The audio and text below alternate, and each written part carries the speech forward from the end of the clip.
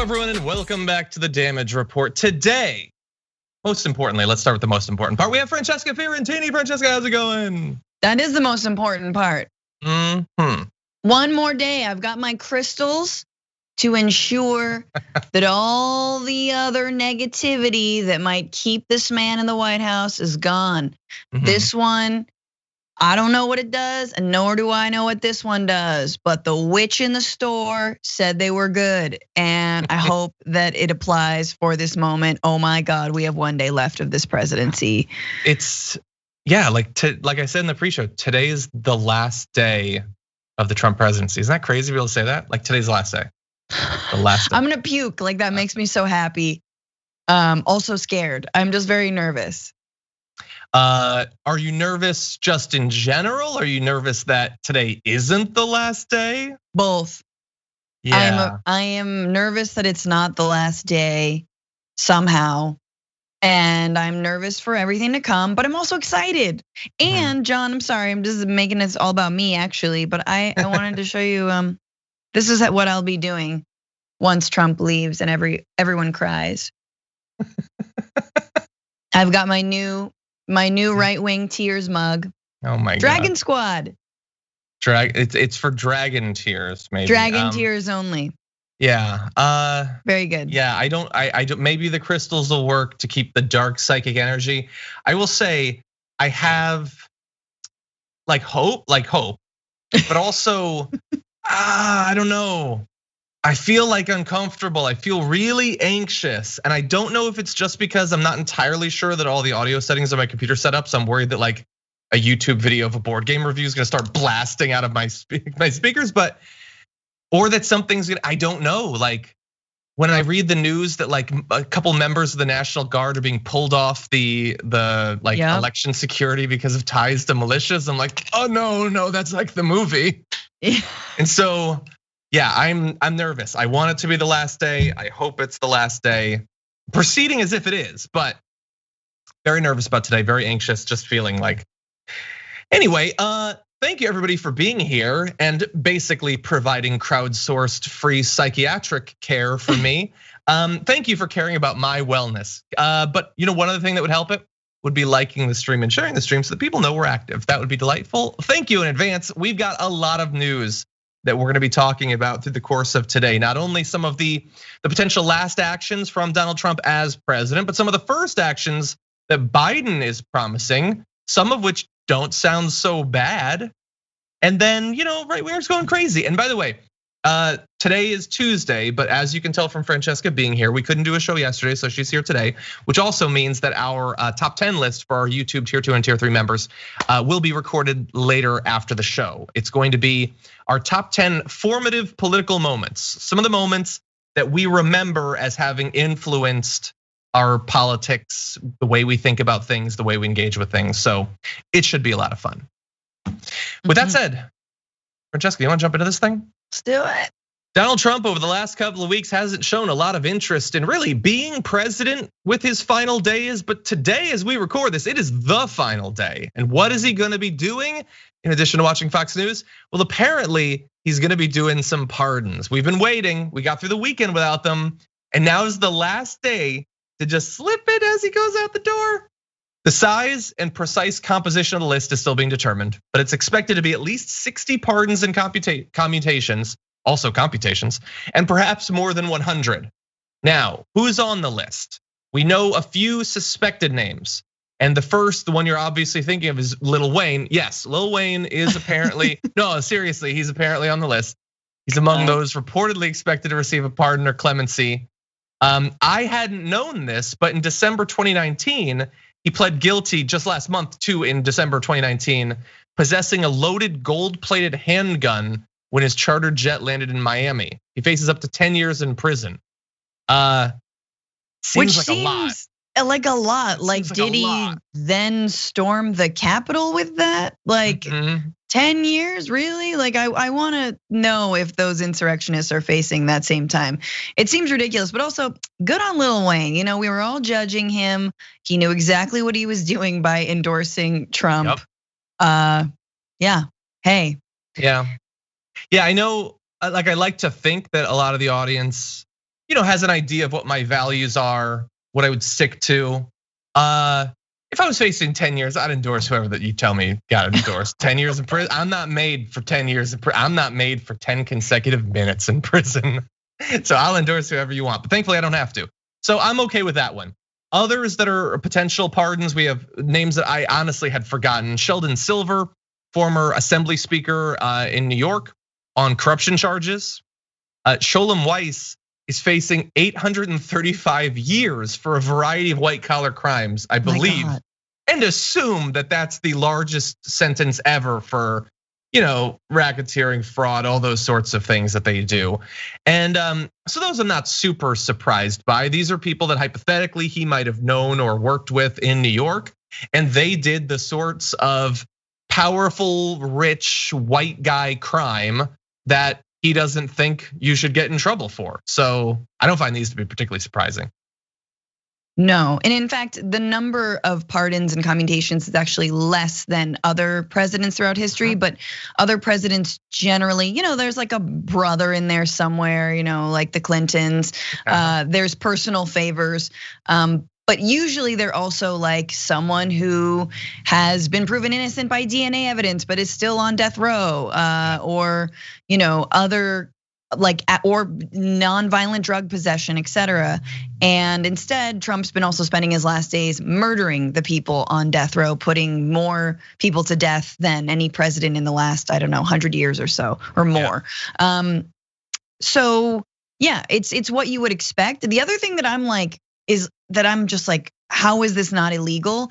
Is that apparently it's not illegal to lobby on behalf of the person you want out of prison, or to be whose sentence you want commuted, or whose crimes you want absolved or whatever, or pardoned. And that's insane to me. Like you can, not just that you can lobby, but you can pay money. You can give money. I think you can just straight up give money. Once again, the thing that we have to do, in addition to all the things we have to do to Trump-proof our democracy, is make that illegal. Yeah, and it's terrible when that's happening with Trump. It's terrible also when it's happening with literally anyone else. Yeah, you should definitely be able to lobby. Like that's the only way that it's probably gonna come. But like the fact that you can give money is insane. The fact that you can just pardon your friends, just like the fact that you can pardon someone who helped to cover up your crimes. That's a lot about this is insane. A lot about this is insane. And so we don't have a lot of information about who's gonna be on the list. It's gonna be a lot of names, and it's gonna be wild. Like this is our last day with Trump as president, and everyone needs to ready themselves for some insane name. Are you sure that Tiger King isn't gonna be on that list? Are you actually sure? You need to look deep within yourself on this final day, because like all of our naivete should have been burned away by now. I know I still have some, but like I don't know who he might end up pardoning today, and I'm worried it's gonna be out of this world. But oh yeah, there's gonna be like, we're talking Weinstein, Cosby. Like the more P words you grabbed, the better. He's gonna be pardoning people who are safer in jail. Do you know what I'm saying? Like that's the level of crime that they have committed. Yeah. And yeah, it is very much though a who's who of like all. Like, look at the crimes. The crimes have something very, very, something in common, which is either they crimed on behalf of the Republican Party, they are Republicans themselves, or on behalf of Wall Street. Yeah. So let's just remember, when we talk about the swamp, when we talk about corruption, and when the right lobs that at Democrats, obviously they're not looking themselves in the damn mirror. Yeah. Look, I think if I can make one prediction, I think posthumous Epstein. I think because they're very unfair. He's a guy, gets to be a guy. When you're wealthy, they let you do it. Probably not, but are you 100% sure? Anyway, as we are trying to figure out who Trump is gonna be pardoning, one list of names apparently isn't up for consideration. They say. Sources who've spoken with the team say that the president won't pardon himself, Rudy Giuliani won't be pardoned, Steve Bannon won't be pardoned. Neither will members of his family get preemptive pardons. That is what they are saying. And I would say the fact that they're saying that makes me think, oh wait, they're lying to me to get my guard down and they're totally gonna do it. I could be wrong, and if I'm wrong, I'm gonna be wrong in like 3 hours. So it'll be a very fast turnaround. If Trump thinks there is a 1% chance that he can absolve himself of a big chunk of his legal, like the danger that's looming for his future, and the only thing that would stop him is it would look bad, that's not a thing to stop him at all. No. I don't think, Francesca. No. What do you think? No, and it's just hilarious that like there's still like real reporting that's being like, but it has never been done and would be highly frowned upon. Like, yeah, that's why he's gonna do it. Like, what else is the point of being president for Trump unless it's a transactional, you scratch my back, I scratch yours agreement? Like that is what he lives for, okay? He's purely transactional. That's how he's run his entire presidency. And if Rudy Giuliani doesn't get a pardon, you're telling me he was just working for whiskey and saltines this whole time? I don't think so. Pretty much. He's not getting paid the rate that he asked for. We know that. Well, so is it a pardon? I think Rudy made a mistake, and it was he didn't work a miracle and get Trump to still be president. So, like, sure, he was loyal for years to Trump, but he also failed. So I'm not 100% sure about that or about like Steve Bannon. Doesn't Trump hate Steve Bannon now anyway? But I think for him, even much more so than even for his kids. But I just think that if he can do it, he's going to do it. But supposedly, it's not going to happen.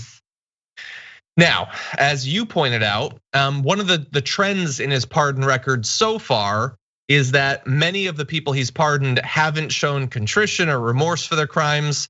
Few have argued that they were wrongfully convicted. Like they're not even necessarily saying this was wrong, this was an injustice. They're just like, give me it. That's the legal philosophy that's underlying it.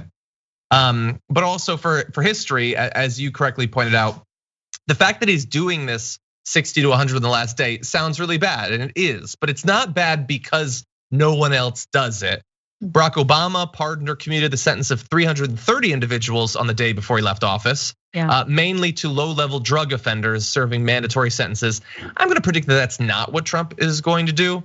Bill Clinton commuted or pardoned 140 people on Inauguration Day, which is even more suspicious, but in the history of it, they definitely shouldn't have. Many of them should not have gotten it. George H.W. Bush pardoned a dozen people a day before leaving office. Ronald Reagan pardoned about 25 during his final week. So what Trump is doing is going to be insane and corrupt, but it's not going to be without historic precedent. No, and I mean, maybe it's a good thing that only 124 people were arrested from the Capitol attack, because there's a good chance those folks might also be pardoned. Like, I do not put that past this president, and I'm sure that all the boat dads and the children of boat dads and like the children of a Supreme Court justice in Brooklyn is definitely lobbying the president right now to try and get his son like off the hook, because like once again, any idea that was like working class America, just who has been like left aside. No, it wasn't.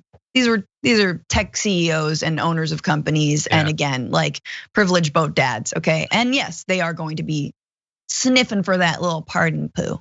But they're also, oh man, I don't know. Like, what does it say about me that on one level I feel like that would be going too far? So apparently I'm still naive, and the other is that I sort of genuinely think the Epstein thing's more likely. I don't know, man. They just did it. It would look so bad. And think about, okay, that's not gonna stop him. But think about the effect it could, in theory, have on some of the Republican senators who are in a couple of weeks gonna have to potentially vote to convict him. If he inspires the attack and then legally protects with one of his final acts as president, wouldn't that put pressure on the Republicans to convict even more? Right, you'd think.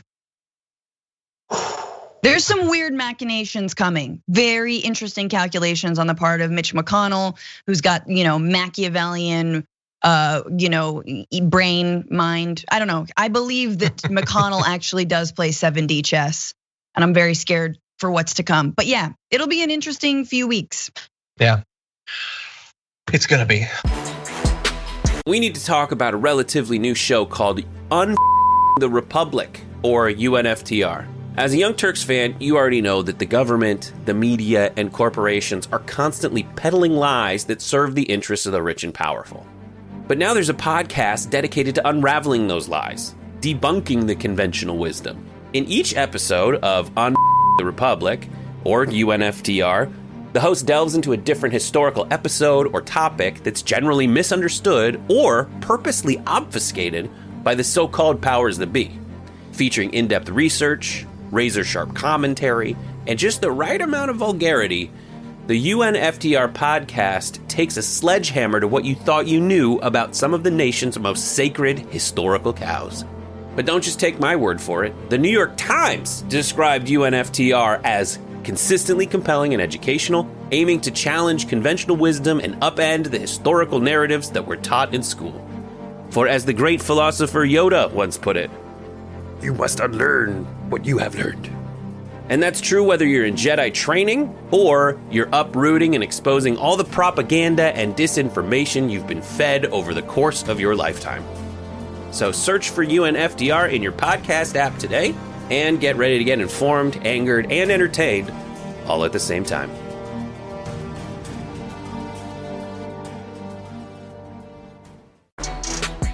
Donald Trump has just hours left to be president, so what comes after? Well, one big tradition for presidents is the presidential library.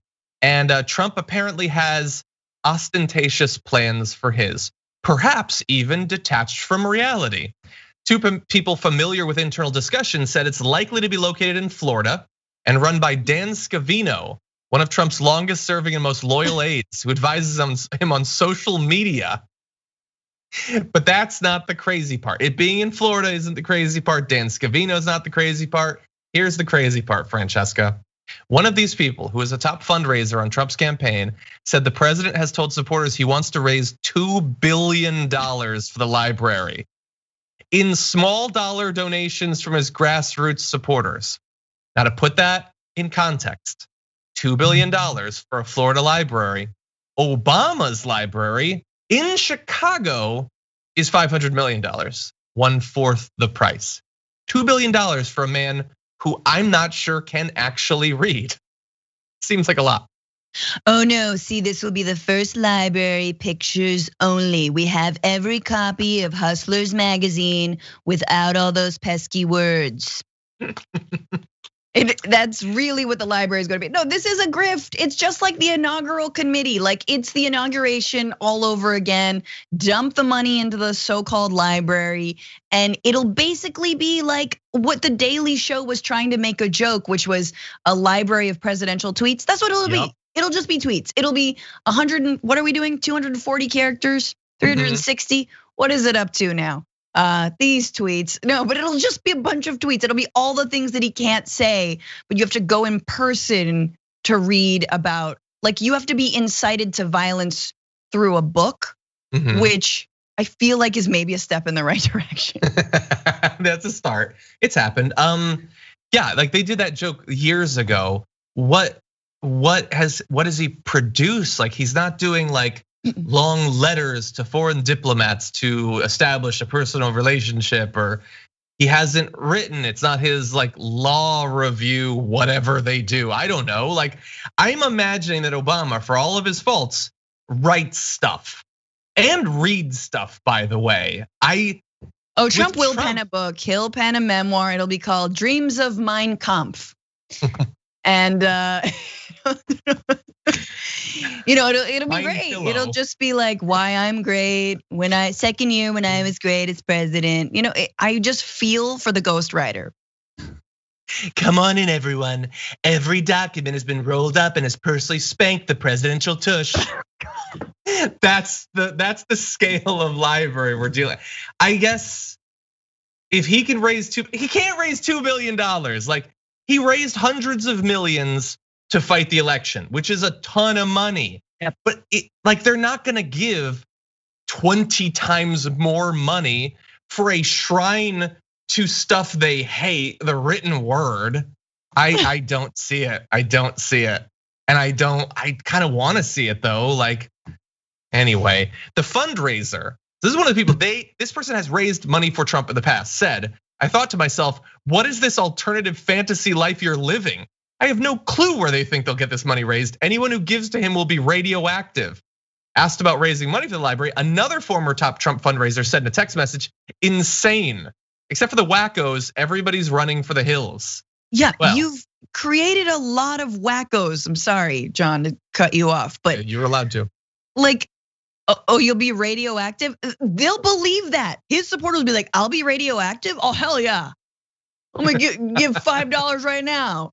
Radioactive, like, no, it's an expression. Oh my God, maybe if you read, in fact, let's create a library. Look, the library should just be free college tuition, okay? Let's be real. And also, just the tradition of libraries for presidents, like when W got a library, same thing, man. This guy's got no command of the English language, no respect for literature, history, anything. Why don't we just give the money to actual public libraries in different counties across the country? That would help. Yeah. What would be in your presidential library? Presidential library? Nah. Like hypothetically, like presidents get to set up libraries. They're the only type of person where it's like, oh yeah, no, you make your own library. I want a library. I think that's a pretty good thing to give to people. Yes. I wouldn't fill it with tweets. Mine would be like just lots of like soft ball pits, but no kids allowed. So it's like adult. It's adult story time, adult like ball pit lounging. Do you lounge in a ball pit? Fun. Do you know what I'm saying? I bet you could. But you could. You got to relax the body. That's the thing. People start to flail, you sink to the bottom. Yes. Some people and you can eat everywhere. You can eat. You can talk. You still can't masturbate, sadly. Noted. Anyway, okay, that was fun. Thank you. Let's move to something arguably as substantive as we transition to this next story.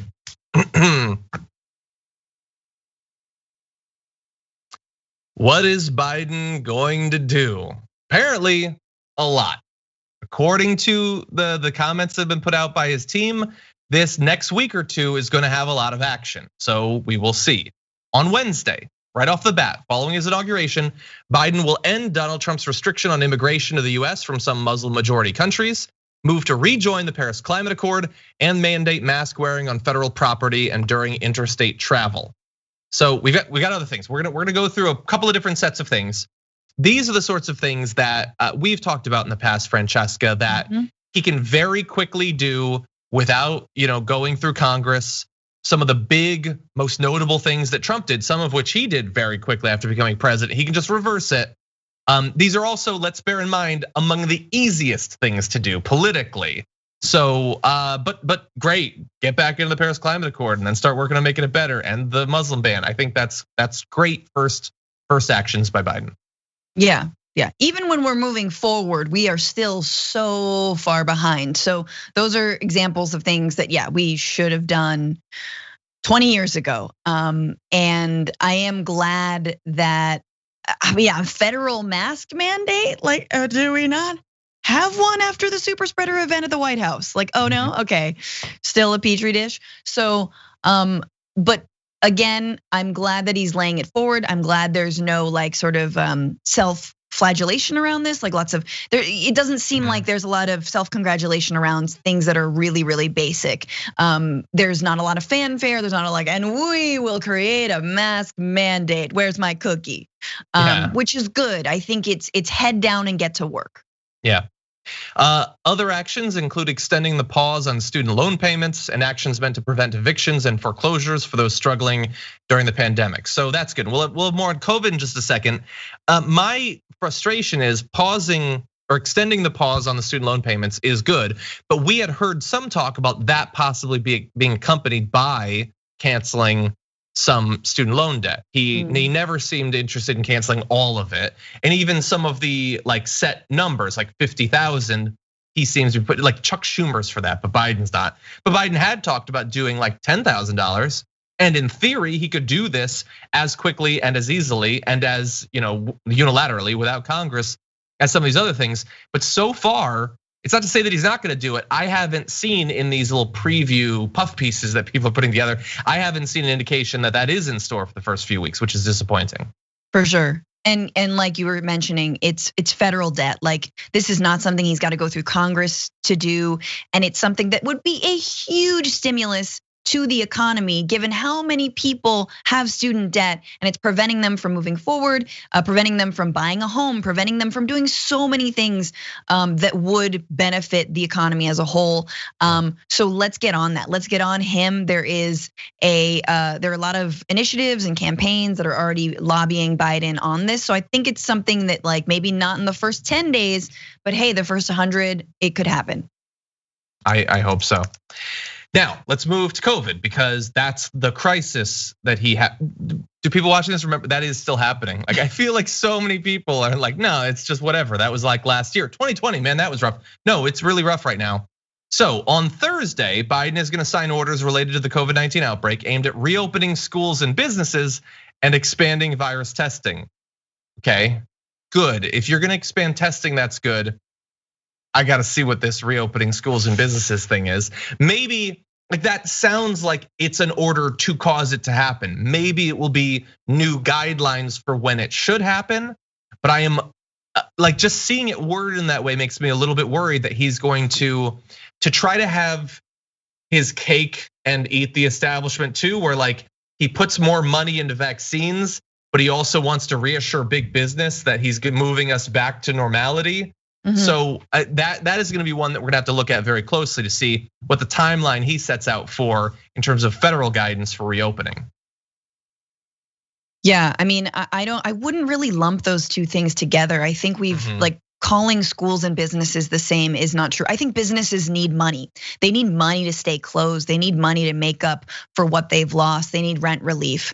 Schools are different. I think schools and teachers, I absolutely think there should be daily testing if we could do it, right? You can daily testing of students and teachers. You can have limited class sizes, but it would be so important to so many families, so many communities, but you have to keep people safe. So they're not the same thing. And to be real with you, John, like the people who've been trying to privatize the public sector schools and like public education are loving COVID because they've been able to float all of their like online learning schemes. We're talking about Betsy DeVos's husband, of course, and herself, and all their cronies and their friends. And guess what? It doesn't work. It's bad. You have to have in-person learning. So I do hope there is a plan for reopening schools. I hope that that's next in line of vaccines and attention after healthcare workers and essential workers.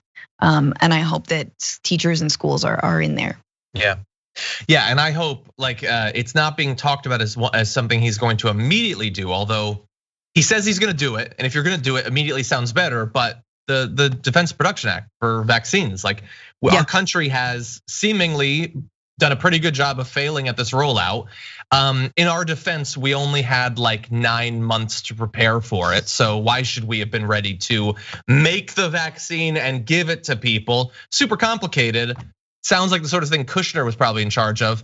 But anyway, if he can ramp up the production, that is one of the best ways that he can both protect lives in the near future. And also, if you actually want to reopen all of these things, there is literally no better way than getting people vaccinated. Masks was our best thing. And as a country, we decided, nah.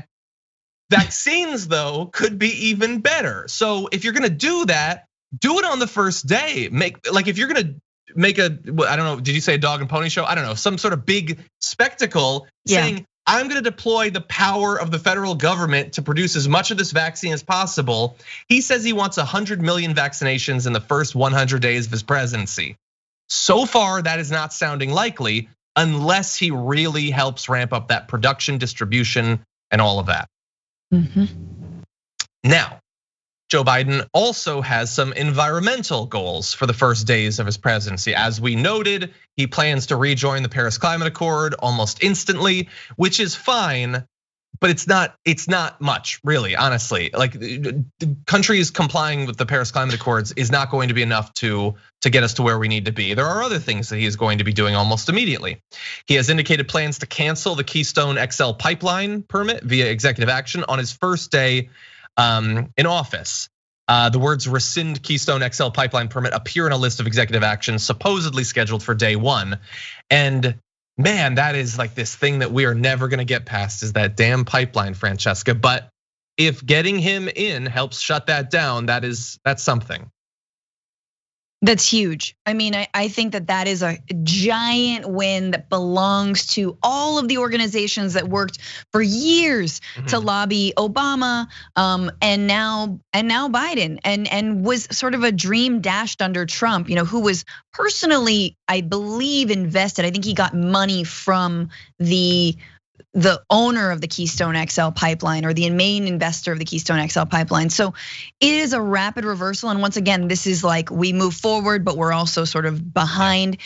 But if it is an indication that this presidency will be turning away from things like dirty fossil fuels, tar sand fuel, like, I mean, just the most disgusting, the fossiliest fuel, and pipelines that run through this country that obviously the history of like their safety, how much they spill, how much they pollute, how much they endanger every single community that they run through, all in order to like what? I mean, all that it's for export anyway. We don't remember this. And so this is why this is a first step. This is a first step toward the bigger goal, which for me, of course, is a Green New Deal.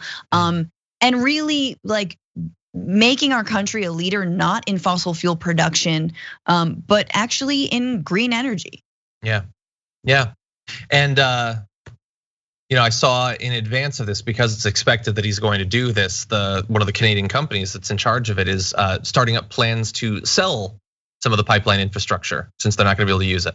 And that, just seeing that headline just feels pretty good after the time period that we've been through. Trudeau apparently is gonna fight to continue the project in some form. So great job, Trudeau, that's wonderful. Hope you're getting credit for how moderate you are and how you're trying to appeal to the business community or whatever as the world burns. Now this is a good thing, but just because it's being reported that it's gonna happen, it still has to actually happen. And he's put out a couple of different lists of executive actions that are likely to happen. This isn't on all of them, by the way. So we're not saying this is a lock, and we'll have to see. He's already getting preemptive credit. People like Bernie Sanders tweeting out the Keystone Pipeline is and always has been a disaster. I'm delighted that Joe Biden will cancel the Keystone permit on his first day in office. With all the major crises facing America, we must never lose sight of the most existential threat facing our planet, climate change. But again, hasn't happened yet. Similar though, Reuters reports that early moves will indicate seeking to prevent oil and gas development in the Arctic National Wildlife Refuge, which is another one of these things where, for apparently the rest of our life, we have to not have Republican presidents, because they're always going to move to develop there. And then hopefully the next Democrat stops it. But it's really just a holding pattern until eventually they get in there with enough time to just drill the hell out of the thing. Yeah. Well, which is why, once again, we have to keep pushing. I mean, for me, and I don't know whether, I don't know if we're talking about this today, but I know you'll talk about it in the coming days. But for me, one of the biggest things that's been floated, and we still have to see because nothing's happened yet, in the first 10 days is laying out an actual framework for a pathway to citizenship for 11 million undocumented people, for potentially giving DACA holders, dreamers, right? Giving them green cards immediately. I mean, that is huge. That is a giant win. And that is thanks to, once again, the immigrant rights movement that's been pushing for this. But it is incredible if this presidency takes up that mantle immediately without caveats for the right, without we're gonna strengthen border security, without any of the language that both the left and the right, or both Democrats and Republicans have participated in for so many decades when it comes to immigration. You all have effed this up for so long. There are 11 million documented people in this country. There are people who are DACA recipients who you've reversed course on. They deserve the ability to become full citizens. And it seems like he's gonna lay out even like a 6-year plan. not a 6-year plan, but like if you are living in this country for 6 years, you'll be eligible, et cetera, et cetera, et cetera. Like this is incredible. That to me is the ultimate win, and we'll see if he delivers on it. Yeah, and in in like the zoomed out view of the overall approach of the administration to immigration, we're gonna have to see. Like there's things like they say, the working on the reuniting of children with their families. That's good. And again, that seems like the most obvious thing that you would do. We're gonna have to see, like post-Trump, the Democratic Party's approach to immigration. What is that gonna look like? Because pre-Trump, it wasn't amazing.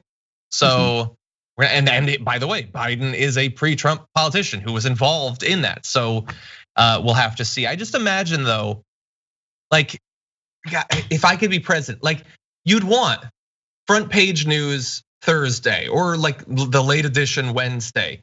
The $2,000 checks that were promised, you got Biden, you gave him the Senate, you're getting those checks. We're rejoining the Paris Climate Accords, okay? And hopefully working towards a Green New Deal. Like we're ramping up vaccine distribution. We're gonna get people vaccinated as fast as possible. The professionals are now in charge of the pandemic recovery once again. Like you could send so many signals to people about the most important crises that we're currently facing. And it sounds like he's gonna be doing some of it. Imagine if he announced $10,000 student debt cancellation. Like the weight that would be lifted from the shoulders of millions of Americans, the stimulus effect that would have in terms of those people being able to use that money out there right now would be so good for those individuals and for business. Like there is a great day one, and I think he's prepping a pretty good day one. But we'll see. We're not there yet. We still got to get through today. This is the sort of devastating news that in an earlier time would have perhaps made our Meanwhile In segment, but now I think it deserves singular focus. And that is that while we have been rightfully frustrated with the rollout of vaccines here in the US, it is a far, far, far, far worse situation outside of countries like the US, Canada, UK, Germany, that sort of thing. The world is, according to a report by The Guardian, on the edge of a catastrophic moral failure in the distribution of vaccines, with just 25 doses administered across all poor countries, compared with 39 million in wealthier ones, according to the head of the World Health Organization. Not 25 million, not 25,000, 25. Like everyone in all of those countries who's been vaccinated could stand in the background of my shot right now. That's insane. And it's even worse than that because it's just one country. Guinea is the sole low-income country to have delivered any shots. Last week, it got a few of the Russian Sputnik vaccine. Its president got one and 24 other people. And I'm assuming that even in this poor country, it's probably not the poorest people who are getting it. Francesca, 25 shots. It's been weeks. It's been like a month now, basically. 25 shots in one country. I mean, I'm not surprised. But I know that there are other countries that are. I know, for example, Argentina, where I used to live, they have been rolling out the vaccine. So it's not the entire global South. It's not all of But yes, the countries that are perhaps the poorest, the most in need, that they have not gotten it. And I know we're gonna go into sort of the politics of that and like the pharmaceutical companies' responsibility. But I just wanna say that this is what happens when we have global powers that abdicate any kind of responsibility for the rest of the world. Like we've spent hundreds and hundreds of years pillaging these nations, and then we'll just build walls when any of those folks who are trying to flee the nations that we have devastated want to come into our country. And so you can draw a line, as we have this entire time, between COVID and climate change. We know that there's such thing as climate refugees, and there is such thing as COVID refugees, right? There will be people who need to leave and are trying to leave because their countries are not handling this health crisis and are not able to handle this health crisis well. And so the more we invest, if we are a globalized world, the more that we invest in countries with no strings attached, with no regime change strings attached, the better it is for everybody. And so, not to go back to the immigration stuff, but I know that one of Biden's points in his plan to tackle immigration is also increasing the funding to countries in Central America that have been devastated, that Trump has ripped money out from, but that we know goes a long way to making sure that people don't have to migrate in the first place. So just to draw that comparison there, yeah, and it's, I mean, what you were talking about is like, it's one of the classic contradictions in the way conservatives see the world. It's, I want to be protected by things, and so I will think no farther than the closest wall I can set up. And I will create a literal hell on the other side. I will guarantee that there will be disturbances and chaos and war and all of that. But I will be at least temporarily really safe inside of my little community with people that look and think and worship exactly like me, rather than trying to increase the quality of life of everyone so that it's not like that. Yeah, we could have spent 6 months setting up, because like they say, like it's really tough to make a lot of vaccines because of supply chain. Okay, well, you could also be setting up for that. We could have spent 6 months prepping for that, to not only distribute so much of the vaccine that we could vaccinate our entire population very quickly, but become a world leader in shipping the vaccine to other countries. And I know that, like, well, obviously that's never gonna happen under Trump, and that's true, but hypothetically, if you want American businesses to do very well, American businesses don't just interact with Americans, okay? They require people to not be engulfed by a pandemic worldwide. If we all get vaccinated and that's where it ends, and maybe the UK does pretty well, and Germany and Israel, and that's pretty much it, that is going to be terrible. Even if you don't care about the human cost, just the business cost for that is going to be devastating. To put it in perspective, there's 25 shots. This is insane, but Classic Tech said this on Twitch. 23 shots. It's actually 25, but 25 shots is less shots than what's available in the song Shots by LMFAO. They say the word shots in that song more than the number of shots all of these countries have gotten. Oh God. Insane. Now, let me give you a little bit more information about that. Israel, Bahrain, and the UAE have delivered the most doses per capita, with more than 1 in 4 Israelis having received a dose of the Pfizer formulation. That's amazing, actually. That is very big progress for a month in. Just over 6% of people in the UK have received, and by the way, in Israel, I just imagine what that's leaving out. Anyway, just over 6% of people in the UK have received a vaccine dose, along with 4% of US citizens. So we've gotten to 4% in the US. That's probably better than I would have guessed it's at right now, based on how many issues there have been. Yeah. Give you one last update on the COVID situation here. Let's jump ahead to the graph. The number of deaths, at least for the weekend, where it's always the lowest, is a little bit down in the US at about 1,400 deaths. You can see in this chart that the number of hospitalizations is starting to go down a little bit, a few thousand. Of course, that is partially because a percentage of those people have since died, regrettably. But it looks like the cases are starting to go down. They're still at catastrophic levels.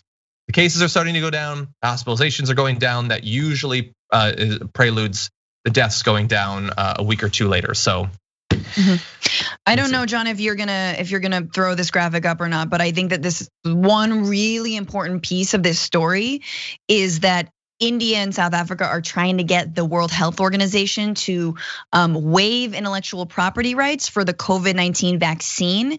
But of course, the United States, the UK, Canada, and all the pharmaceutical companies that are based in there and that have been making incredible profits from selling their vaccine to these, so-called first world countries, are resisting that. And I think that is, again, what happens when not only you divest or straight up leave the World Health Organization like the Trump administration did, but you also spend years underfunding it.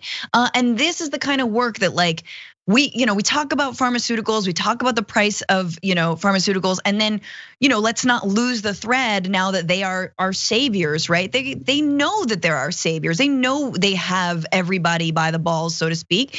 And now when you have countries like India or like South Africa that are like, please let us create, our own vaccines that don't have your IP or whatever, then there's resistance. And the same goes for HIV and AIDS, right? And that epidemic.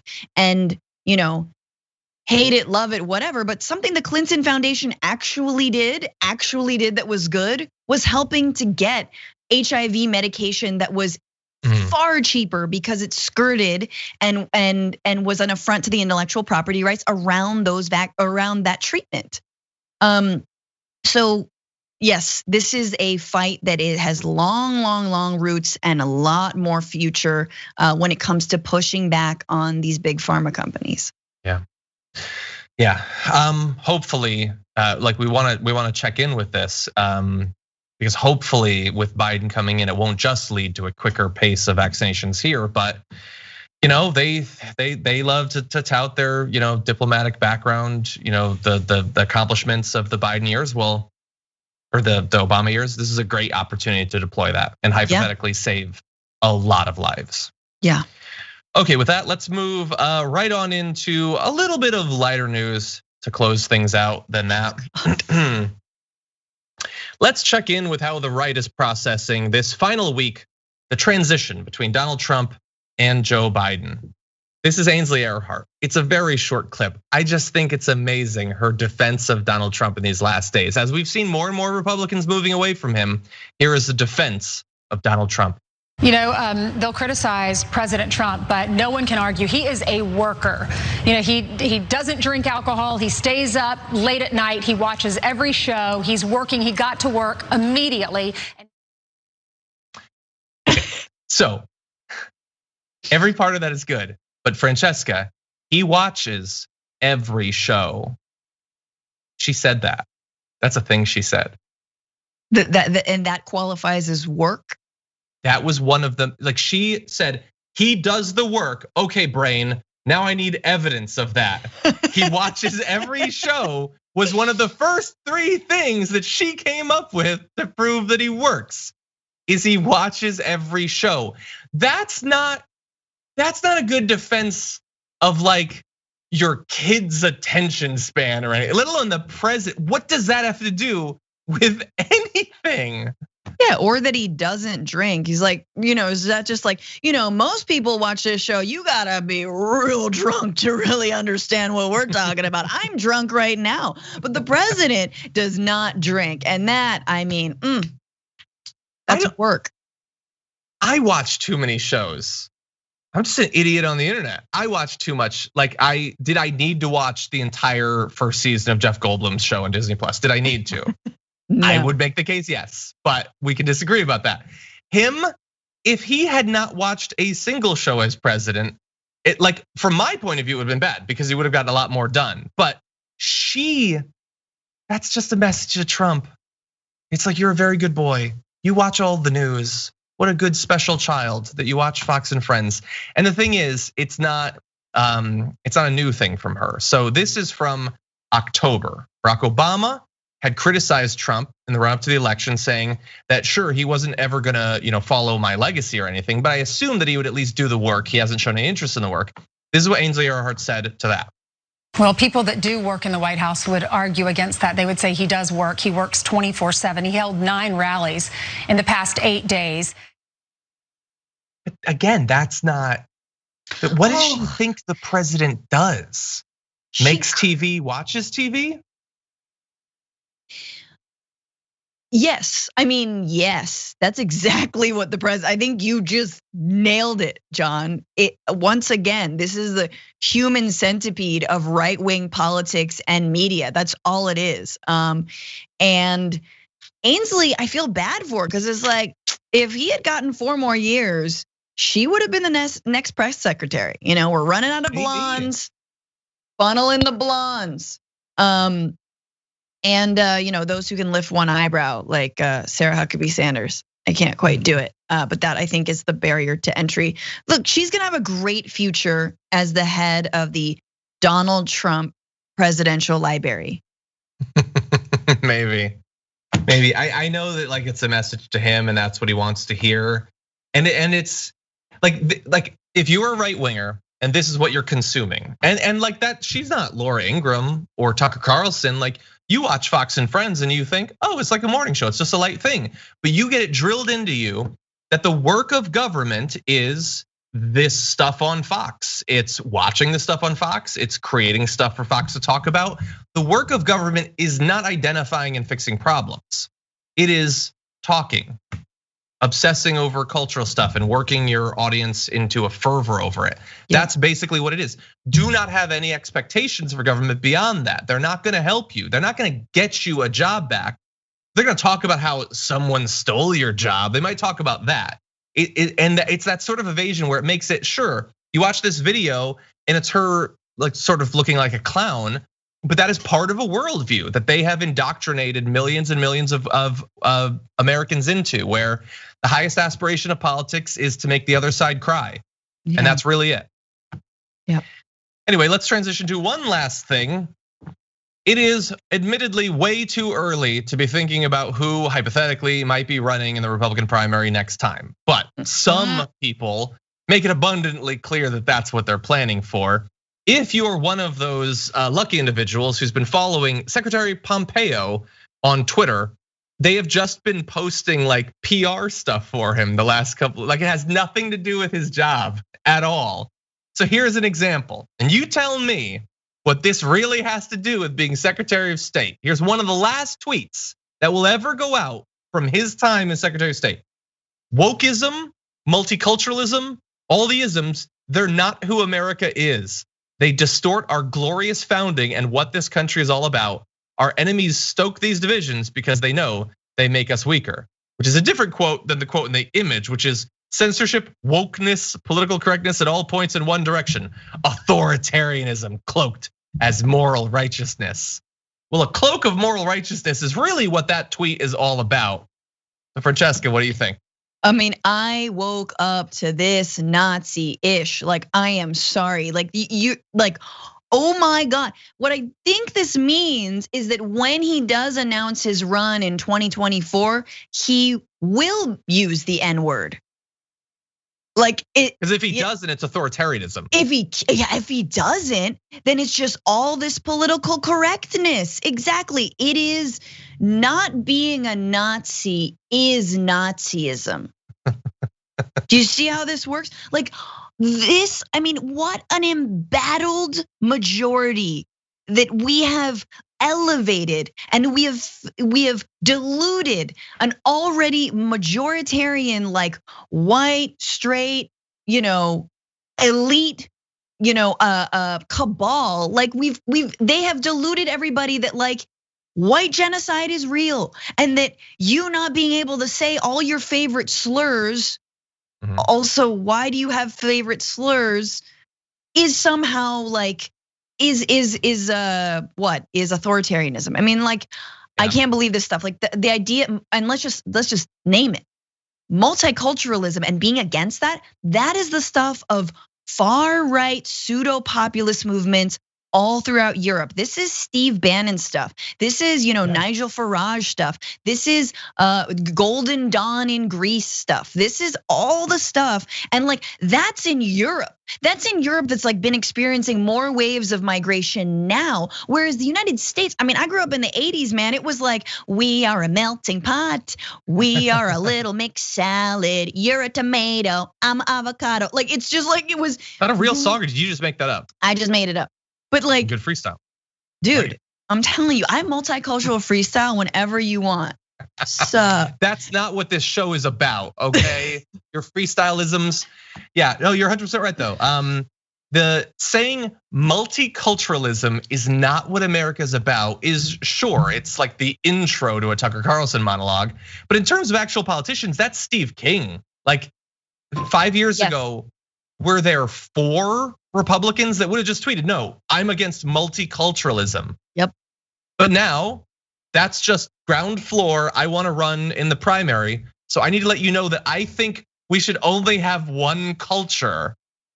Any of them's fine, I'm sure. Just pick one of them at random. But no, and wokeism. Because the Republicans, I'm gonna say, do they encapsulate 99% of the actual uses of the word woke in the last year? It's like they're the only persons that are talking about that. But yeah, get ready for that primary because we had some really nasty debates in 2016. Ooh. Like who believes in global warming? Would you let someone die on the street, because they don't have health insurance? But they are going to be even more explicitly fighting each other in a battle royale to prove how heartless, cruel, fascistic, racist they are.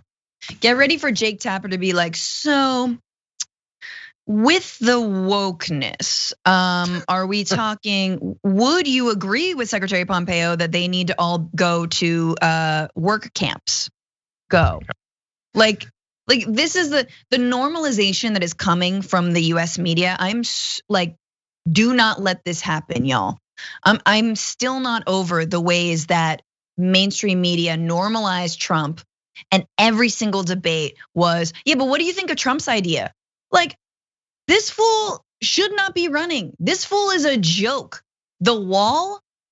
So, but it'll happen. It'll happen. And unless we get better executives, I'm not holding my breath, but then nothing's gonna change. Oh God, it's gonna get dark. It's gonna get so dark. Just ready. Like we've moved into a time of more possibility. But the right's gonna lose it. What the media is gonna be saying, what their politicians are gonna say, like Lauren Boebert and Marjorie Taylor Greene got elected. There are so many Republicans that want to duplicate that right now. But this is why we need multiple parties. This is why we need proportional representation. This is why, when you say the Golden Dawn or you say these European like fascistic, parties, like, yeah, but they have like proportional representation. They have parties. They have multiple parties, not just two. So really, the onus is on Republicans. What are they gonna do? They're gonna cut these crazies loose? They're gonna form a new party? Is Bloomberg gonna lead the way? I mean, honestly, though, this is we're in a very interesting moment. I'd forgotten about Bloomberg's run. Hello and welcome to our top 10 formative political moments. I'm Johnny Rolla. Francesca Fiorentini is here. How's it going, Francesca? Hey, I'm excited for this one. I know when I sent it to you, it just sort of like hit me. I was like doing the rundown last night. I was thinking, what's a good one that's like sort of political, but more personal? Some of them are just sort of political. And I thought this could be a fun one. It's tough though. Yeah. Like it's both tough to literally put together a list, but it's tough to know what it is that really has had the most lingering impact on you. So I did my best to put together some different things, but if you would ask me on any day, the answers could be totally different, I bet. But anyway, if you're watching this, it's because you're one of our YouTube tier 2 or tier 3 members. Thank you so much for continuing to support the channel and getting access to this, as well as all of our past top 10s. We've got like at least 5 now. The last one was my top 10 board games of all time. A lot of fun there. And so this one's slightly more political. Francesca, would you like to go first with your number 5? Yeah, I mean, so this is formative for us as people, right? Like something that's really informed or changed or started your political thing. Okay, my first 2 are related. I've got a lot of. We're probably gonna have some overlap here, maybe. We're probably gonna have some overlap.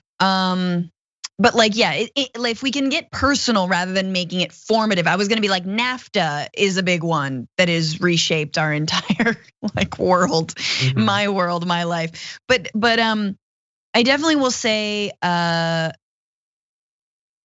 election of George W. Bush when I was not able to vote yet, but on the cusp of being able to vote, and the then rapid descent into like demagoguery and war and giant media consensus. I don't know. There's just like a dark period when Bush was elected.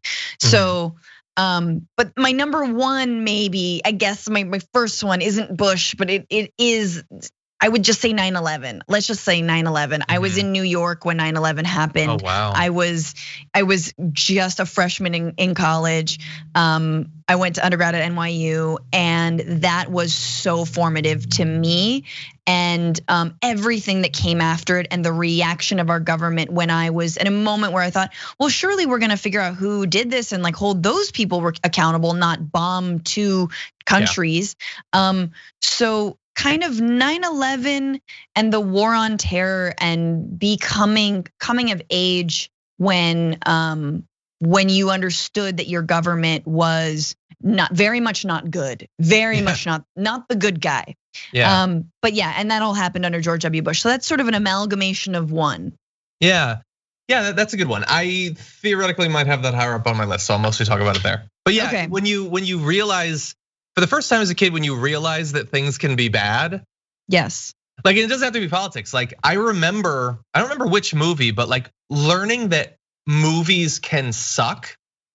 Like you just assume as a kid, well, they wouldn't have made it if it would suck. They wouldn't put all this money into it. No, sometimes they just make stuff that sucks actually. And they make governments that suck too. Most of them actually. Anyway, my number 5 is a little bit different. My number 5 is Bernie Sanders' first run for the presidency.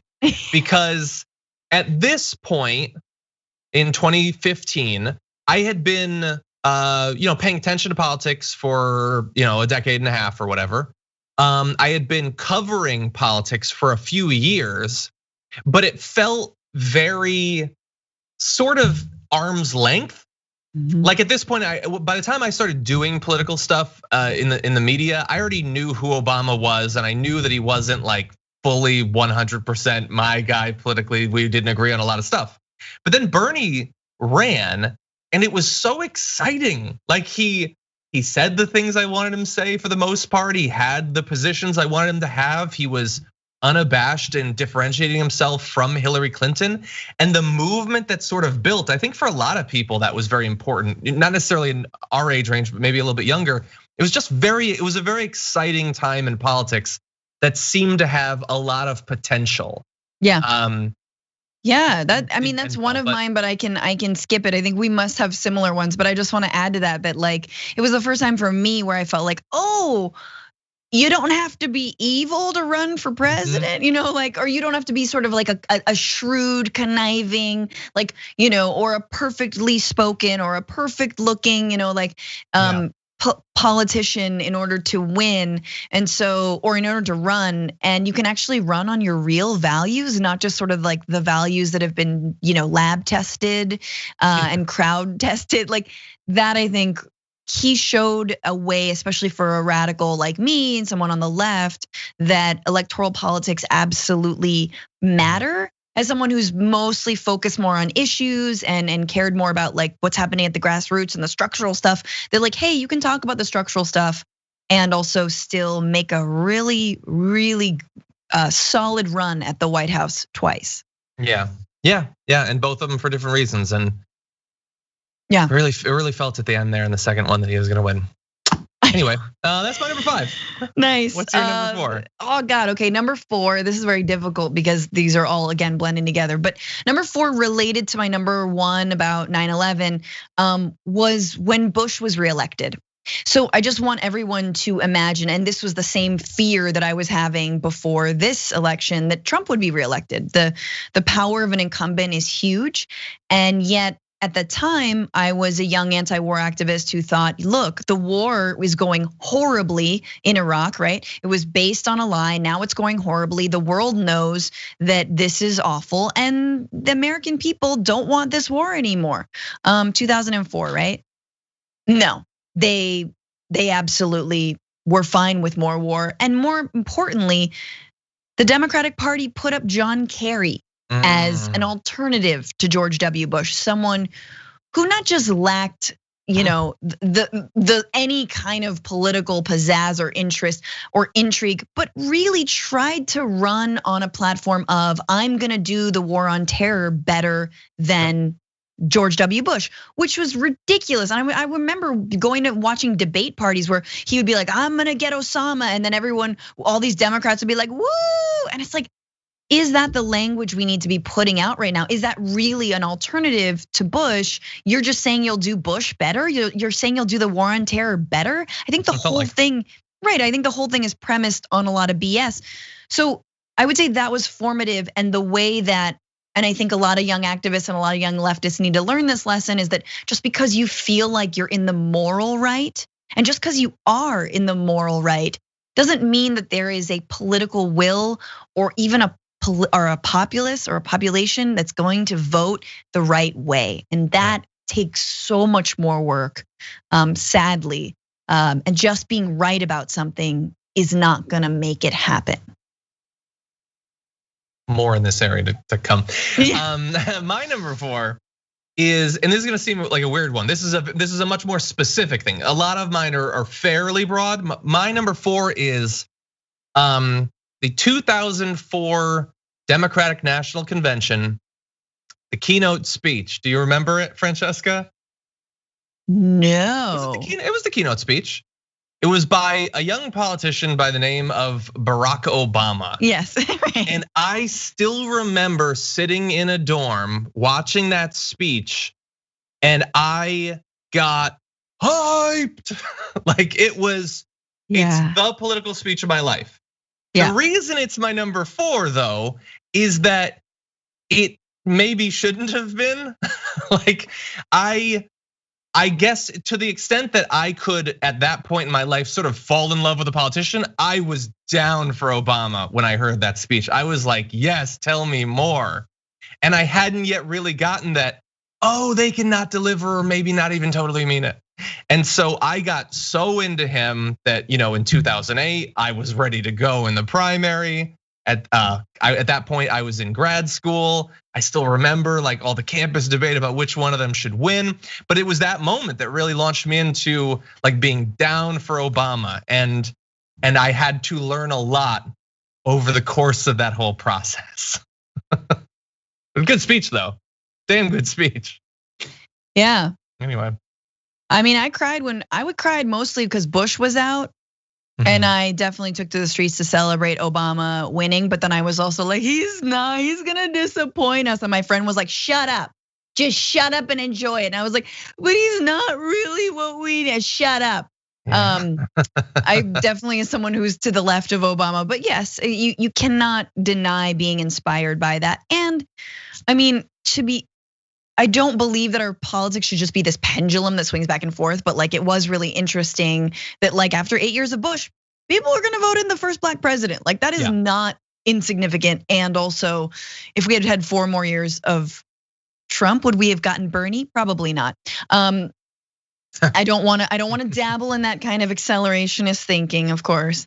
Let's see, political moments, top formative political moments. 3. Number 3, which is in no real order for me. It's tough. It is really, it's a hard one. But I will say that like your first concert, your first demonstration is something that you never forget. And whether your parents brought you to a demonstration when you were little, but one of my first demonstrations was against the World Trade Organization and the World Bank, and like I got politicized through the global justice movement, which again, for a reminder, was sort of against like endless free trade, American corporations everywhere. By the way, spoiler, we lost that fight. There is a McDonald's everywhere, and but I think for me, a political moment was it's so politicizing when you finally take to the streets, when you join with your fellow Americans, when you stand in solidarity with people, and you actually exercise your First Amendment right, and you realize this is why we live in this country, and also we're not that free. Like I've been arrested twice. Once I was deliberately arrested as a direct action, and once I was just on the sidewalk and didn't want to be arrested. So it is also a politicizing moment to protest and see that, oh yeah, these guys don't care. These riot police don't care about my freedom of speech at all, unless you're a white nationalist, in which case, go right ahead. Ooh, you should have been a Proud Boy at that point. Yeah, but yes, I think you're the 2003 era Proud Boy. God, your first demo is always politicizing. I was arrested outside of the United Nations when the Iraq War started, and Hans Blix was presenting his evidence to the UN, and I was screaming at the cameras as they were I wish I could hauling me away. I don't know where it is, and I was just like, the UN has a responsibility, and I was just like, wearing my Carhartt pants that I had to clip the sides of because Carhartt aren't meant for women with hips, or so.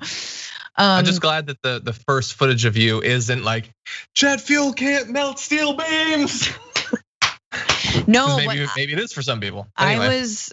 I had to organize with not some. some of the people I worked with then went on to be like 9/11 truthers, and I was like, oh God, yeah, oh God. Yeah. But yes, being arrested, and taking to the streets, I think is really, everyone should do it. Do it. Yeah. My number 3 is going to be, well, I don't want to speak definitively and spoil the rest of the list, but it's a recent one. And that is the experience of the lockdown. I think the pandemic is pretty big one for a lot of reasons. For me though, it's not much to do with the government, really. A little bit.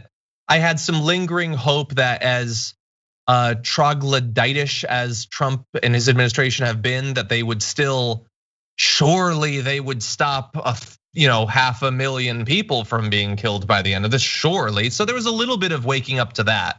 Like even after years into Trump, thinking, well, but there's still some base level that the government has to function, right? Mm-hmm. But mainly it's a process of getting to know what millions of your fellow Americans are actually like. Mm-hmm. And they're awful in a lot of ways, sure. And we've known that for a long time. But the anti-mask stuff, those protests, I feel like if you can get people against protecting themselves from a virus, I don't know what meaningful thing you can't get them on. Like that's the lowest a society can go. People protesting for their right to infect people with a pathogen. And that happened very recently, and I'm still processing it. And that's now, they're getting crazier in the QAnon stuff. So I don't know what that looks like in 5 years. But we are a country that has, Bernie, and it has people who think coughing in a Trader Joe checkout person's face is the most important exercise of your rights as an American that you can possibly pursue. So the lockdown is still ongoing, obviously, but that was pretty formative in a number of different ways. My God, that's a good one. That is a very good one. Yeah, we're a sick country, and it took an actual virus to expose just how sick we are when it comes to our idea of what freedom really means. One of my moments is definitely living outside of the country, but I don't want to make it's not like a moment like specific, but I just want to encourage everyone to when you travel to try and do that. No, but yeah, okay, let's make it a moment. I lived in Argentina for 5 years, and I've never felt more free.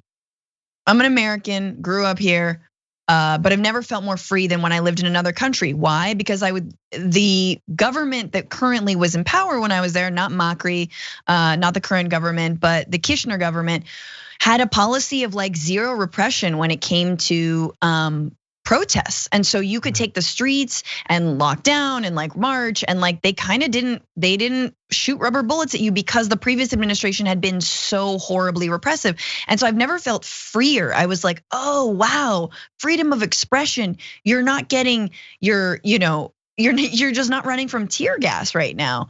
And that I think was really formative to see how other countries actually are better at protecting human and civil rights. And related to that, we're talking about a country that suffered dictatorships. And in my mind, I felt like the closest thing I could see to a coup was really the George W. Bush presidency, that he didn't win, right? That was decided by the Supreme Court. That was a coup. And there was an absolute consensus once again in that time there was no resistance. There was no hashtag resistance even, right? There were no hashtags. There were no hashtags. The media was completely in lockstep with the march to war with George W. Bush. That was Cheney, they did fascism smart. And but for me, like living in a country that had a dictatorship and then seeing the ways that as soon as this new president came to power, they took down the photographs and the paintings and portraits of the former military dictators, of the military junta, and what that meant. And then they continually reminded people through advertisements, through public awareness, that we're never going back. nunca más. We're never forgetting. We know what the dictatorship was like, and we fight for memoria, right? They would always say we're fighting for memory. Let's never forget the 30,000 disappeared. And I think that we need that in this country, whether it's slavery, whether it's the Bush administration, whether it's the 400,000 and counting people who are dead from COVID. Like, let's have more public consciousness. And I hope that's something that the Biden administration does, is like, let's remember, let's not be afraid to look back and be, and say that was our past. Confederacy's dead, y'all. Like we are not forgetting that past, but we're learning from it. So anyway, that's a very long moment, but it was very formative for me. No, that's awesome. Yeah, I wonder about what effect in that area the Biden time will have. I feel like one of the positives of the Trump era was a lot of people waking up in a bunch of different issue areas. I think that was really big in terms of the environmental movement sort of returning after being gone for 15 years or whatever, or in terms of its actual influence. Yeah. My number 2 is actually one of your earlier numbers. It's Bush getting reelected, because the 2004 campaign was the first presidential campaign I followed. And so the first candidate I supported was Kerry. Just so unsatisfying. In the primary, I was originally for Howard Dean. That went well. And I might have at one point liked who's the awful guy with the nice hair? Edwards. Yeah, but first of all, I liked Edwards, except for when he cheated on his wife with cancer, etc. But Kucinich was running in 2004 too. Remember Dennis? Yes, he seemed. Is he a little too left for you? No, it's not that necessary. I just wish someone else had been delivering the message. But anyway, because we'd been years into the war. And it was really not going well. Think. And that's years of campus demonstrations against the war, international demonstrations against the war. He was just doing so badly. How could he possibly get reelected? Yep. And then you had the Swift voting, and Kerry's like, oh God, Kerry, but like seeing a president who had no right being reelected, and in the way, and being so afraid of what it signified. Like 4 more years of Cheney, 4 more years of the Patriot Act, 4 more years of all, like we're going in the wrong direction in so many different ways. It was just a horrifying experience, and I was shocked that it could happen. Someone committed suicide outside of the World Trade Center memorial when he was reelected. I remember that. It seemed like very much a political protest. Yeah, it was a horrifying time, and things did get worse. Things absolutely. Katrina, and then the economy fell apart. Like what's actually worse? Our predictions were not wrong. Yeah. What's your number one.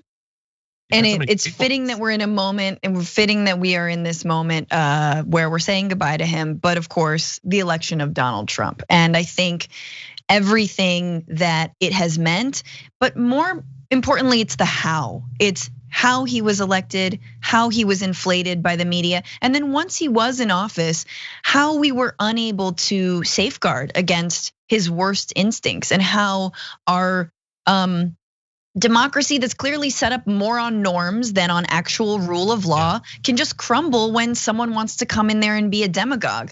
And so it revealed just how fragile our democracy is, but it also revealed just how many go along MFers there are, both in the media and in democracy and in DC itself, which is like, as long as you play by these rules, you could be a Dick Cheney. You know what I mean? So I guess what I mean is, like, what I'm trying to say is it would have been so easy for him to have been able to lull and seduce DC and the media, but he didn't, and yet he was still able to get away with what he did. So I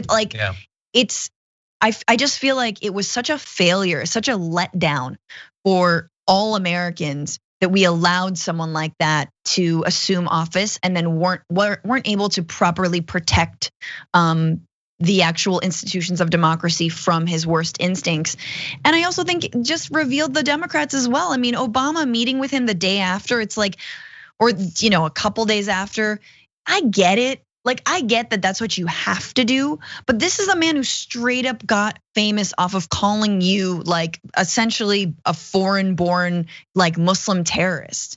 Like, you really gonna shake his hand a couple days after? So understanding that we need a better opposition party, I think that's crystallized it completely. And we're not out of the woods, but that election was, wow. That would probably be my number 6. Trump getting elected. Some of it's worked into my lockdown one, but yeah, huge failure, massive failure of the Republican Party to weed people out like him because they thought that they were going to in the primary, and of our society. Like, our Americans are awful in many ways, but letting him get elected, even if he didn't win the popular vote, is a failure on more levels than I could probably come up with. But anyway, my number 1 is one of your previous ones, and it's probably pretty obvious. It's 9/11. Because of my age, if I was 2 years older, it'd probably be the 2000 election, but that was before I was politically awakened, because I was politically awakened by 9/11. It was same as you. It was 2 weeks into my freshman semester. I remember every moment. I lived in a quad, so everyone on the floor basically crammed into our room to watch it in real time as it happened.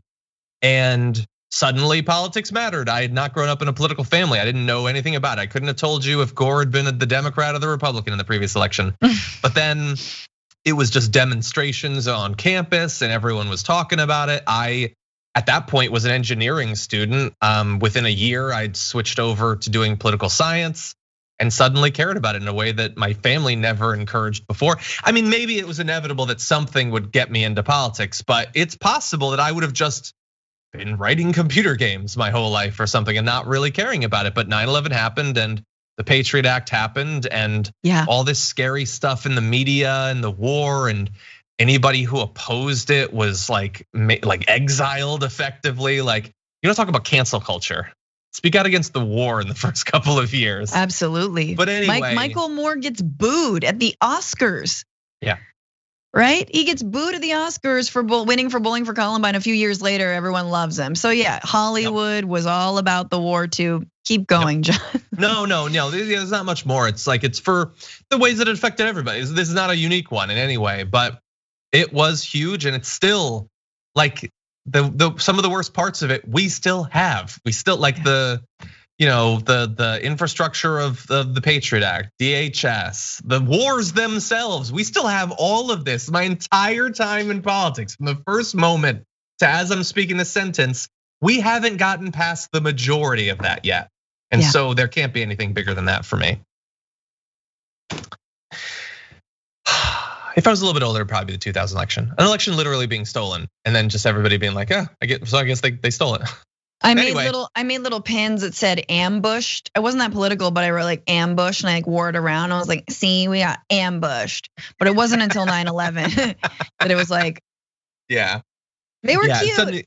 Because he had almost a year of his presidency where, like, granted I was young, it's not like a ton of huge stuff was really happening. Like, there was like the spy plane crisis with China that nobody remembers.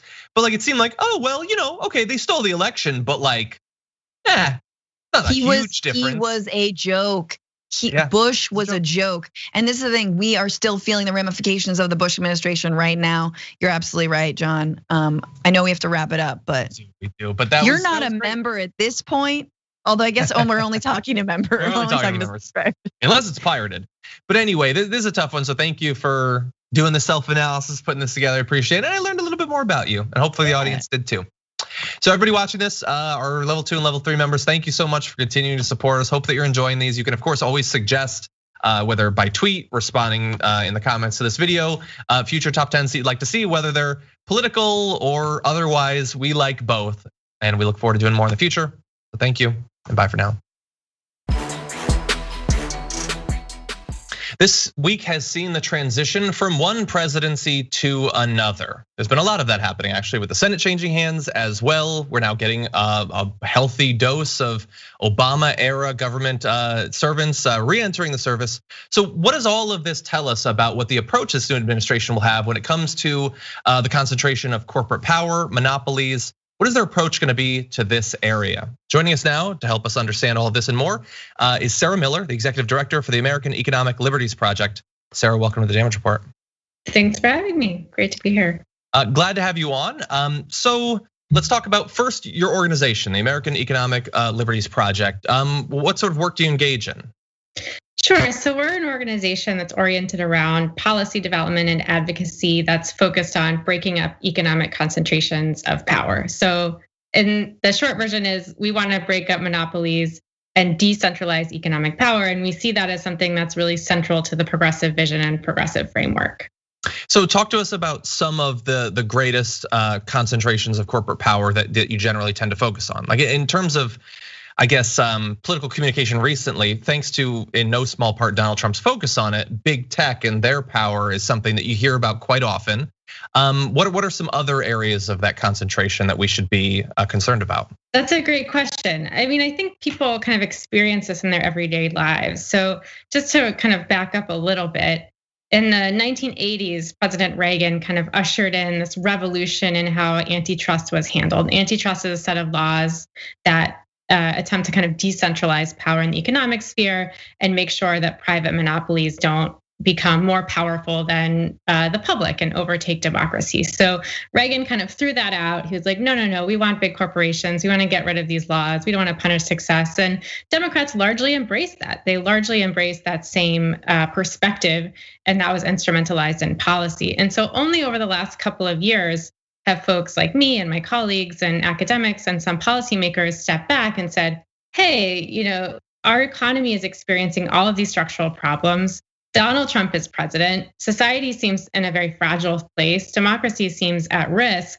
There's a number of reasons for that, but part of the kind of cause of all this social dysfunction is the fact that all across the economy, whether it's tech or healthcare or communications in a more traditional sense, or agriculture, is that we have these handful of giant corporations really controlling our commerce in those spaces and then leveraging that into political power through lobbying, electoral campaigns, dark money, et cetera, et cetera.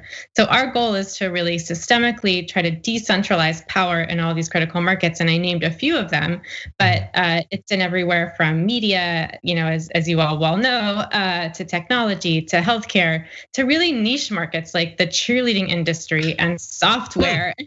We kind of find it everywhere. You kind of like look into a market, and it's the same dynamic because we haven't been enforcing these sorts of laws for so long, big or small. You usually have a handful of players who are really dominant and who are able to kind of abuse either consumers or workers or kind of competitors and smaller businesses that are trying to gain a foothold in that space as a result. And we don't think that's right.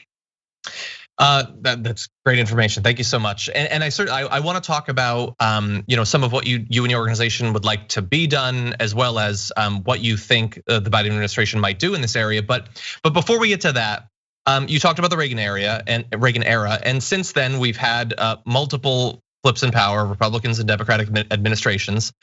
Is this an area where has been over those past 30 years or so a significant difference between the parties, or have we generally seen a linear process of corporate accumulation of power regardless of administration? Yeah, you're right. So in large part, there's been very little difference between Republican and Democratic administrations in the kind of antitrust competition policy space. And they've been like proud of that. They'll say, we carried on the bipartisan tradition of basically doing nothing and approving like tons of mergers and not really enforcing antitrust laws. And that's what's kind of started to change, where you have kind of not only progressives, but also some conservatives, who are saying like, wait a second, this isn't working for us. Like we need to take a step back here. So I think just over the last 2 years, we've seen the Congress kick into high gear. We've seen even kind of traditional enforcers who previously have rotated through government and kind of the defense bar acknowledge that, we have a real problem with corporate concentration in our hands that's contributing to all of these social harms. norms, and that the old ways of doing business were deeply flawed. So now looking to the future, that makes me wonder. We have these past approaches. We also have a new president who served under one of the previous presidents. You worked in the Treasury Department after the Great Recession, correct? I did. Do you think that in what ways are you worried that we're potentially going to be going back to that same sort of Obama template for a fairly hands-off approach to this? Is there, in terms of the staffing choices that you've seen, cabinet level positions, do you have reason to believe that we might be on the cusp of some sort of shift in this policy area? I think we are going to be on a shift. I think it's a question of how significant of one. So in Congress, we have leadership that's being undertaken by David Cicilline in the House, and a number of progressives that have really stepped up to push this issue. Among state attorneys general who have a lot of authority into this space, there are historic antitrust cases against the big tech platforms. So it's happening around them, and I think that the question is whether they will kind of ride that wave and kind of keep it going. And I think there's no doubt that they'll be much better than they were under the Obama years, even if it's a lot of the same enforcers, because I think there's so much more scrutiny and interest and acknowledgement from other kind of people in the economic policy sphere that that it was really quite a kind of catastrophic era. Like I've had people say, were they just asleep at the FTC? Like what was going on? Because it just wasn't on anyone's radar. Like nobody was thinking about it. Nobody was doing really efficient oversight, even within the administration. So I think there's no going back. I think the question is, are we going to move quickly enough and aggressive enough to kind of meet the moment and to address the crisis, in our view, that threatens to kind of undermine democracy, particularly in the context of tech platforms, which we saw very clearly, I think, their role of facilitating radicalization and extremism and then profiting from that during the attack on the Capitol a few weeks ago. And so let's focus on that area for just a moment, because it's obviously, like I said earlier, that's one area where you can get Republicans who talk about like big tech is out of control, they're in league with the Democrats and all of that. Although they don't seem to talk about other massive monopolies in the same way in terms of energy, healthcare, traditional communications, things like that. And I wonder when Trump talks about big tech, he talks mostly about his understanding of Section 230 and all of that. He doesn't, like you were talking about the facilitation of radicalization, that sort of thing. That's generally not one of the things I see Republicans talking about as evidence that this is a monopoly. And I also don't see them saying, like I believe Elizabeth Warren was a year or two ago, that we should literally be breaking them up. Is this an area where the Republicans being so focused on this means that maybe there could be a bipartisan approach to doing something about that? What might the limits of that be? Yeah, I'll give you two examples. So there's a number of major antitrust cases actually that are seeking to break up the tech platforms that are bipartisan. So either by the DOJ or by Democratic and Republican state attorneys general. So that is already there. Those entities are calling for breakups as part of the remedies of their cases. And then if you look at the major investigation that the House undertook last year, which was really kind of the first investigation into kind of concentrated corporate power in 50 years. So I think just a really important kind of watershed moment and what Congress needs to be doing more of in the coming years. You saw Republicans kind of sign on to about 75% of the remedies. I don't think they signed on to breakups, but I think now even, and it's obviously for a different set of reasons, that we've kind of seen the ability of the tech platforms to kind of in unison shut down political speech. That power over our kind of communications networks online, I think, has probably brought more Republicans into the, tech is too big and there's no democratic accountability and who says they can set the rules of who can speak online and who can't. And that's a problem that our democratic institutions need to solve in the same way that we've solved it for the post office and other forms of communications, but not obviously online. And finally, you said that you want both a quick and aggressive approach to this. What could that look like under Biden? Is it pursuing targeted, splitting up of companies? Are there other things that you or the organization would like to see pursued? Yeah, absolutely. I mean, we can get a little bit wonky here, but one is kind of holding corporations accountable when they break their agreements. So corporations will make an agreement not to do this or not to do that. And because the agencies have been so toothless, they never even hold them accountable or really even look back to see if they're doing it. So one is like, hold some people accountable. If they break the law, make sure that they know they're not above and are not above the law.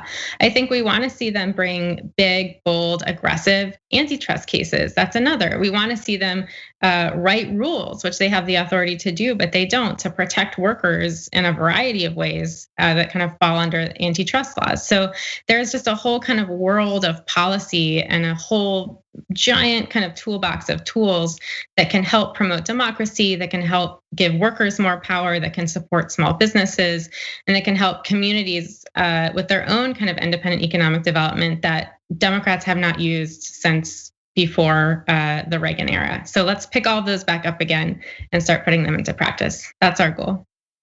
Okay. And I appreciate you joining us and helping both me and the audience learn a little bit more about this and some of the possibilities in the future. Sarah Miller, Executive Director for the American Economic Liberties Project. Thank you again for joining us. Thank you.